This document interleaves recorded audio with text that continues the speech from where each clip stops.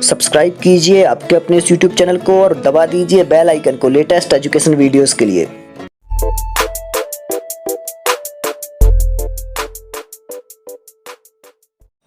आज हम पुनः यहाँ कवर करेंगे संस्कृत पेडागोजी के कुछ महत्वपूर्ण प्रश्न और ये प्रश्न पहले प्रतियोगी परीक्षाओं में पूछे जा चुके हैं और क्रमशः एक एक परीक्षा को लेंगे। ये 2016 की CTET में पूछे गए हैं। चलिए स्टार्ट करते हैं पहले ही प्रश्न से। भाषायाः अधिग्रहण समये किम प्रथमम आगच्छति। मतलब कि भाषा के अधिग्रहण मतलब होता है ज्ञान, तो भाषा के अधिग्रहण के समय में प्रथमम आगच्छति पहले क्या आता है। तो भाषा के ज्ञान के समय सर्वप्रथम क्या आता है, किसका आना सुनिश्चित होता है। प्रथमम मतलब होता है पहले, आगच्छति मतलब होता है आता है।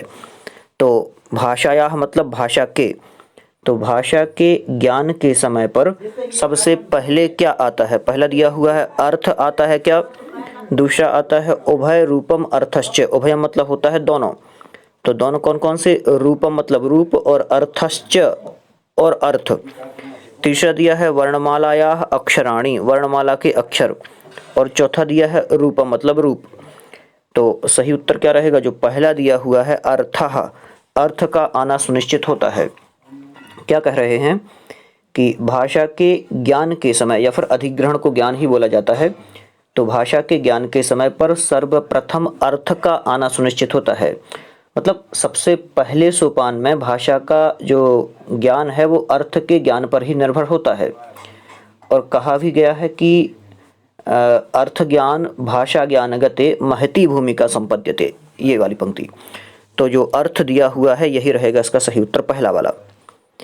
चलिए आगे चलते हैं दूसरे प्रश्न पर, जहाँ पर दिया हुआ है अधोलिखित वाक्येषु कतमम न समीचीनम। अधोलिखित मतलब होता है नीचे दिए गए में, तो अधोलिखित वाक्येषु, अधोलिखित वाक्यों में, कतमम मतलब कौन सा, ना मतलब नहीं, समीचीनम मतलब समीचीन। तो नीचे दिए गए वाक्यों में ठीक वाक्य कौन सा नहीं है ये आपको बताना है। अधोलिखित वाक्यों में कौन सा वाक्य ठीक नहीं है ये बताना है। पहला दिया है इतर विषयाणाम अधिगम काले भाषाधिगमः भवति। मतलब कि इतर मतलब होता है दूसरा, तो दूसरे विषयों के सीखते समय भाषा का अधिगम होता है। तो इतर विषयाणाम अधिगम काले, दूसरे विषयों के अधिगम काल में भी भाषा का अधिगम होता है, तो बिल्कुल ये तो ठीक है, होता है। विषयाणाम अधिगमः भाषा द्वारा भवति, विषय का अधिगम भाषा के द्वारा होता है, बिल्कुल ये भी ठीक है। अधिगम मतलब होता है सीखना। भाषाधिगमार्थ व्याकरणाधिगमस्य आवश्यकता अस्ति। मतलब कि भाषा के अधिगम के लिए व्याकरण की आवश्यकता होती है। मतलब भाषा को सीखने के लिए व्याकरण की आवश्यकता होती है, ये भी ठीक है। आगे सर्वे भाषाधिगमाः विषयाधिगमाः भवन्ति, तो ये अपना उत्तर गलत है। क्या दिया हुआ है, सर्वे भाषाधिगमाः विषयाधिगमाः भवन्ति। मतलब कि भाषा, यह जो वाक्य दिया है ये भाषा अधिगम पर ठीक नहीं है। क्यों ठीक नहीं है, क्योंकि सभी भाषाओं का ज्ञान मात्र विषयगत ज्ञान से पूरा हो जाए, ये ठीक नहीं है। तो जो ये विकल्प दिया हुआ है डी नंबर का, ये वाला रहेगा इसका सही उत्तर, डी। चलिए चलते हैं अगले प्रश्न पर, जहाँ पर दिया है श्यामः कक्षायाः छात्रान् युगलेषु विभजति, प्रत्येकम युगलाय बोधपट्ट द्वयम वितरति। यहाँ पर वी कर लें, वितरति कर लें। अनंतरम सहतान ध्यानपूर्वकम पठित्वा तत् लेखितुम निर्देशति एवं कर्तुम सह प्रयतते। क्या कह रहे हैं पूरा समझ लेते हैं। श्यामः कक्षायाः छात्रान्, मतलब श्याम जो है वो कक्षा के छात्रों को युगलेषु विभजति, युगलों में विभाजित करता है। तो देखिए ये कोई कक्षा है, यहाँ पर आप लोग मान लें कि ये कोई कक्षा है, ये शिक्षक है, ये क्या कर रहा है, बच्चों के जोड़े बना रहा है। युगल मतलब होता है जोड़े, तो जोड़े बना करके और फिर बोधपट्ट जो है, एक एक बोधपट्ट एक एक बच्चे को दे देता है। देने के बाद में उनसे कहता है कि इनको ध्यानपूर्वक पढ़ करके और लिखो। तो वो क्या करने का प्रयास कर रहा है ये आपको बताना है। ऑप्शन पहला दिया है पारस्परिक संभाषणम, पारस्परिक संभाषण कराने का प्रयास कर रहा है। पारस्परिक श्रुत लेखनम, पारस्परिक श्रुत लेखन कराने का प्रयास कर रहा है। तीसरा दिया है सामूहिक श्रुत लेखनम, सामूहिक श्रुत लेखन कराने का प्रयास कर रहा है। या फिर पारस्परिक पठनम, पारस्परिक पठन कराने का, पढ़ाने का प्रयास कर रहा है। तो सही उत्तर क्या होगा? जो बी दिया हुआ है ये वाला, ये रहेगा सही उत्तर। मतलब कि पारस्परिक श्रुत लेखन कराने का प्रयास कर रहा है। और श्रुत लेखन का शाब्दिक अर्थ ही यही होता है कि सुन करके लिखना। मतलब आपस में सहयोग भावना के द्वारा सभी छात्र अपनी कक्षा में श्रुत लेखन में संलग्न हैं। ध्यानपूर्वक पढ़ करके और लिखने के लिए निर्देशित कर रहा है, तो लिख कर पढ़ करके वो लोग लिख रहे हैं। तो श्रुत लेखनम, पारस्परिक श्रुत लेखनम, आपस में दोनों बैठे हैं युगलों में और युगल में ही कार्य हो रहा है सारा का सारा। तो जो ये बी रहेगा, बी ऑप्शन यहाँ पर सही आंसर रहेगा हमारा। चलिए आगे चलते हैं अगले प्रश्न पर, जहाँ पर दिया है पठनस्य शिखर पादक्रम पद्धतौ अध्येता। यहाँ पर अध्यदेता लिखा हुआ है, तो इस पर अध्यदेता ना होकर के अध्येता करना है। अध्येता कर ले यहाँ, अध्येता, अध्येता। पठनस्य शिखर पादक्रम पद्धतौ, तो पढ़ने की जो शिखर पादक्रम पद्धति है उसमें क्या होता है ये बताना है।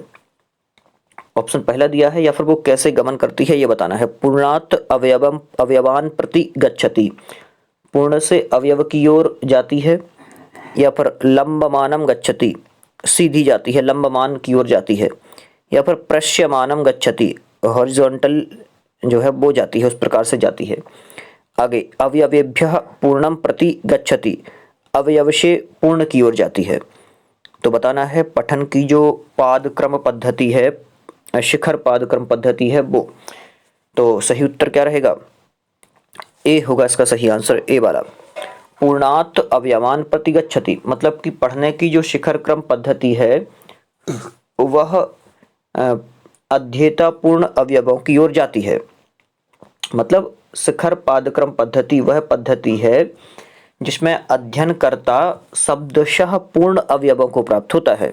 ये कह रहे हैं शब्दशः पूर्ण अवयवों को प्राप्त होता है। तो पूर्णात अवयवान प्रति गच्छति, पूर्ण से अवयवों की ओर जाती है शिखर पादक्रम पद्धति। ठीक है, और ये पता ही है आप लोगों को कहलाती क्या है। तो इसमें जो अध्ययन करता है वो शब्दशः पूर्ण अवयवों को प्राप्त करता है। आगे केचन बालाः कक्षायाम अवरोधन कारणात् भयात् वा न वदन्ति एतत् अस्ति। क्या कह रहे हैं? केचन बालाः, केचन बालाः मतलब कोई बालक। तो कक्षायाम बालक या बालिका, तो कोई बालक बालिका कक्षा के अवरोध के कारण से, अवरोधन कारणात्, अवरोध मतलब होता है रुकना या फिर व्यवधान पड़ना। तो अवरोधन कारणात्, अवरोध के कारण से, या भयात, भयात मतलब जो वा दिया है ना, ये आगे लगाना है इसके बीच में, या भयात मतलब भय के कारण से। ना वदंती नहीं बोलते हैं, एतत् अस्ति यह क्या है। कुछ बालक ऐसे होते हैं जो कक्षा में भय के कारण से नहीं बोलते हैं कि कक्षा में अवरोध उत्पन्न ना हो या फिर कक्षा डिस्टर्ब ना हो, ये बोलते हैं। तो वो एतत् अस्ति यह क्या है, ये परिवेशीय बाधा है क्या, परिवेश की बाधा, सामाजिक बाधा है क्या, ये शारीरिक बाधा है क्या ये, या फिर मनोवैज्ञानिक बाधा है। तो ये किस प्रकार की बाधा है? आप सही उत्तर क्या रहेगा? मनोवैज्ञानिक बाधा, ये वाला रहेगा सही उत्तर। मतलब कि मनोवैज्ञानिक बाधा के अंतर्गत ये देखा जाता है कि जो छात्र छात्राएं हैं वो शिक्षण कार्य के समय बिल्कुल चुप रहते हैं, जबकि उनके अंदर बहुत सारे प्रश्न चलते रहते हैं, बहुत सारे विचार उत्पन्न होते हैं, फिर भी वह सोचते हैं कि कहीं मेरे प्रश्न करने से कक्षा बाधित ना हो जाए। और ऐसी जो बालक की अवधारणाएं हैं, धारणाएं हैं, ये मनोवैज्ञानिक कारण होती हैं। और ऐसा जो मनोवैज्ञानिक हैं या फिर वैज्ञानिक हैं वो सिद्ध करते हैं। तो ये एक मनोवैज्ञानिक बाधा है, ना कि सामाजिक, शारीरिक या फिर परिवेशीय बाधा है। तो ये गलत हो जाएंगे और ये चौथा रहेगा सही। चलिए आगे चलते हैं अगले प्रश्न पर। शिक्षार्थी नाम त्रुटि संशोधनार्थम शिक्षकः, मतलब शिक्षार्थियों की त्रुटियों के संशोधन के लिए शिक्षक क्या करेगा? पहला, दोषस्य पुनरावृत्ति कारणात् छात्राणाम भर्त्सयेत्, मतलब कि दोषों की पुनरावृत्ति कारणात्, वो बार बार दोष कर रहा है तो उसके कारण से छात्रम भर्त्सयेत्, मतलब छात्रों की भर्त्सना करेगा, उन्हें बार बार बोलेगा, चिल्लाएगा। तो ये होगा दोषस्य पुनरावृत्ति कारणात् छात्रं भर्त्सयेत्, छात्रों की भर्त्सना करेगा। या फिर छात्रान् प्रोत्साहयितुम् आशावादी प्रवृत्तिं धारयेत्, छात्रों को प्रोत्साहित करके और आशावादी प्रवृत्ति धारण कराएगा कि हाँ आगे कुछ कर सकते हो। तीसरा दिया है सी, छात्राणाम दोषान अधोरेखांकितान कुर्यात्, मतलब जो छात्र ने दोष किया है उसके दोषों को अधोरेखांकितान, मतलब कि उसके नीचे एक ऐसी लाइन खींच देंगे, जैसे मैं खींचते जा रहा हूँ रेड कलर की लाइन कि ये गलत है, तो ऐसी लाइन खींचते जाएंगे। या फिर छात्रस्य प्रत्येकम दोषस्य संशोधनम कुर्यात्, या फिर वहीं पर छात्रों के दोषों का संशोधन करते जाएंगे, ये कह रहे हैं। तो यहाँ पर सही क्या रहेगा, जो बी नंबर का दिया हुआ है ये ज़्यादा सही है। छात्रान प्रोत्साहयितुम आशावादी प्रवृत्तिम धारयेत्, मतलब कि छात्र कोई भी त्रुटि कर रहा है तो शिक्षक आशावादी प्रवृत्ति को धारण करता है, मतलब कि विद्यार्थियों को वह भविष्य के प्रति सचेत करके ही उन पर त्रुटि संशोधन नामक अस्त्र का प्रयोग करता है। वो मतलब उनको बोलता है कि चले अभी ठीक है, ये जो गलतियां हुई हैं इनको इस प्रकार से सुधार करना है, और वो त्रुटि संशोधन करके और उनको आशावादी प्रवृत्ति को विकसित करता है उनके अंदर भी, और आशावादी प्रवृत्ति के कारण से ही छात्र प्रोत्साहित होते हैं कि चले हाँ बहुत बढ़िया है, आपने ये गलत किया है, ये आपको ठीक करना है, इस प्रकार से। और आप लोगों ने भी बीएड में पढ़ाया होगा, बीएड या फिर डीएड का जो आपने पढ़ाई की है उसमें पढ़ाया होगा, तो इस प्रकार से सारी की सारी चीज़ें वहाँ पर आती हैं।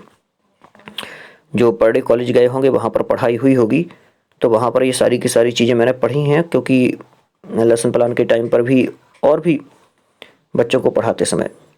चलिए आगे चलते हैं। दिया हुआ है अधस्तनेषु कतमः भाषा परिवारः भारते न विराजते।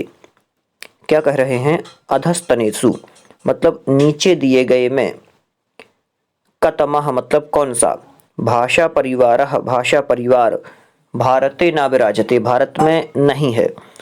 और आप लोग एक चीज़ याद रखें, आपको प्रश्न बस समझ में आना चाहिए। यदि आपको प्रश्न और उसके विकल्प समझ में आते हैं तो आपका उत्तर सही होगा। तो आप लोग प्रश्न को समझने का प्रयास करेंगे, इसलिए मैं एक एक शब्द से प्रश्न को बताने की कोशिश करता हूँ। दिया हुआ है अधस्तनेषु, तो अधः मतलब होता है नीचे, तो अधस्तनेषु तो नीचे दिए गए में, कतमः कौन सा, भाषा परिवारः भाषा परिवार, भारते मतलब भारत में, न विराजते मतलब नहीं रहता है, विराजते मतलब रहता है। ना जहाँ पर दिख जाए वहाँ पर नेगेटिव समझना है कि उल्टा उत्तर अपन को देना है, नहीं वाला। तो पहला दिया है ऑप्शन द्रविड़ भाषा परिवार, ये बिल्कुल ठीक है, ये तो भारत की भाषा परिवार में से है। तिब्बत वर्मन भाषा परिवार, ये भी यहीं का है। एक अल्ताइक दिया है, ये थोड़ा सा अलग है, लेकिन इंडो आर्यन ये यहीं का है। तो ये तीनों सेम है, लेकिन ये गलत हो जाएगा, तो यही हमारा रहेगा सही उत्तर, जो कि अपन को नेगेटिव छांटना था। तो ये जो दिया हुआ है ये बिल्कुल से अलग है। अल्ताइक जो है ये भाषा भारत के भाषा परिवार के अंतर्गत ये भाषा परिवार नहीं आती है। आगे दिया हुआ है पठनम नाम, मतलब पढ़ना क्या है ये आपको बताना है। पठनम नाम पढ़ना क्या है। अक्षराणाम शब्दानाम च कूट ज्ञानम, अक्षरों का और शब्दों के कूट का ज्ञान। संपूर्ण शब्दावल्याः अधिगमः, संपूर्ण शब्दावली का अधिगम। या फिर भाषाधिगमः, भाषा का अधिगम। या फिर अर्थकरणम, अर्थकरणम। तो क्या रहेगा सही उत्तर, ये वाला डी। और हमने कई बार पढ़ा भी है। पठित्वा अर्थग्रहणम, मतलब कि पढ़ना केवल पढ़ना नहीं है, पढ़ने के साथ साथ उसका अर्थ भी पता होना चाहिए, वो है पढ़ना। तो जो प्रश्न दिया हुआ है इसके अनुसार यही उत्तर सही रहेगा, अर्थकरण। क्योंकि पहले भी अपन पढ़ चुके हैं और जो सोपान था उस सोपान के अंतर्गत भी पढ़ा है, और पठन का जो कारणभूत है वो अर्थ ज्ञान ही है। तो अर्थकरण रहेगा इसका सही उत्तर। आगे चलते हैं अगले प्रश्न पर। अनुमानम एकम उपकौशलम अस्ति, अनुमान एक उपकौशल है। टिप्पणीकरणस्य, टिप्पणीकरण का। पठनस्य, पठन का। समूहकरणस्य, समूहकरण का। या फिर सारांशकरण से सारांशकरण का। तो अनुमान एक उपकौशल है, किसका उपकौशल है बताना है आपको। सही उत्तर क्या रहेगा, तो बी जो दिया है ये रहेगा सही उत्तर। अनुमान एक उपकौशल है पठनस्य, पठन का उपकौशल है, ये वाला रहेगा सही जो बी नंबर का दिया हुआ है ये। और शिक्षणाभ्यास में पठन के कौशल का वर्णन मिलता है, जैसे कि लेखन कौशल, श्रुत कौशल, उच्चारण कौशल, ये बहुत सारे। और इसी प्रकार अनुमान भी एक कौशल है, लेकिन अनुमान का एक उपकौशल भी है, वह है पठन का कौशल। अतः जो अन्य विकल्प दिए गए हैं ये पठन विकल्प इनमें सही है। तो रीडिंग जो दिया है पठन, ये वाला ये सही रहेगा। आगे चलते हैं, अगले प्रश्न पर दिया हुआ है सुनीतायाः भाषा नियमानां रूपाणां च ज्ञानम् अस्ति। मतलब सुनीता को भाषा नियमों का और रूपों का ज्ञान है। एतेन तस्याः विकासः अस्ति, इससे उसका विकास है। किसका विकास है, पहला दिया है भाषिक सामर्थ्य, भाषिक सामर्थ्य का विकास होता है इससे। बहुभाषिक सामर्थ्य, बहुभाषिक सामर्थ्य का विकास होता है। द्विभाषिक सामर्थ्य, द्विभाषिक सामर्थ्य का विकास होता है। या फिर संप्रेषण सामर्थ्य, संप्रेषण सामर्थ्य का विकास होता है। तो सुनीतायाः भाषा नियमानाम मतलब कि सुनीता को भाषा नियमों का और रूपों का ज्ञान है, तो उससे उसका विकास होगा। किसका विकास होगा, सही उत्तर रहेगा पहला वाला, भाषिक सामर्थ्य का विकास होगा उसके। क्योंकि सुनीता नाम की जो एक छात्रा है उसको भाषा नियमों और रूपों का ज्ञान है। ऐसा ज्ञान जो है ये भाषा विकास सामर्थ्य के अंतर्गत आता है। मतलब कि भाषा में पकड़, रुचि ही भाषा सामर्थ्य का उदाहरण है। तो ये तीनों विकल्प दिए हुए हैं, इनमें सबसे ज़्यादा सही रहेगा पहला वाला ही, भाषिक सामर्थ्य। आज इतना ही रहने देते हैं और आगे के प्रश्न अगले वीडियो में कवर करेंगे। आप लोग इस चैनल को सब्सक्राइब जरूर कर लें और कोशिश आपकी ये रहे कि आपका ये वीडियो अपने मित्रों तक पहुँचे। तो जितने भी आपके फेसबुक ग्रुप हैं, व्हाट्सएप ग्रुप हैं, आप लोग उन सभी ग्रुपों में शेयर करें जिससे सबके पास पहुँच जाए। और आपको ध्यान रखना है, यहाँ से आप लिंक को शेयर में जा कर के और सीधे आप लोग सभी को शेयर करें। व्हाट्सएप ग्रुप में तो शेयर करें ही करें, लेकिन ज़्यादा से ज़्यादा लोगों के पास पहुँचे।